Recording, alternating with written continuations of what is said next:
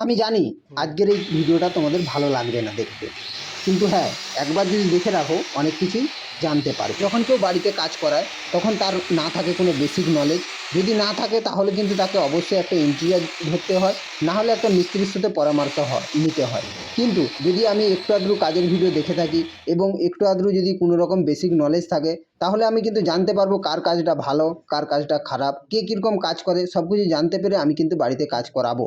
কিন্তু কাজ করাবার আগে যদি তার মধ্যে কোনো রকম কোনো নলেজ না থাকে, কাজ করানোর পরে আফসোস করে আর কোনো লাভ হয় না। ফার্নিচারের কাজ কিংবা কোনো কনস্ট্রাকশানের কোনো যেরকম কোনো কাজ হোক, একবার করে নেওয়ার পর তার 1 বছর পরে আবার কিন্তু ভেঙে করা সম্ভব হয়ে ওঠে না, কিন্তু আমরা সবাই জেনে থাকি।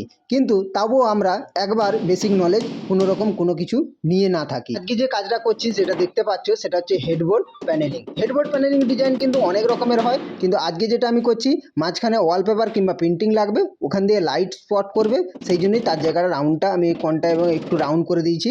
আর নানা রকম জিনিস লাগানো যায়, লোয়ার বিনিয়ার সানমাইকা, অনেক রকম প্যাডিংও লাগানো যায়। তো এটা যে আমি করছি এটা তোমাকে দেখাচ্ছি ফাইনাল লুক।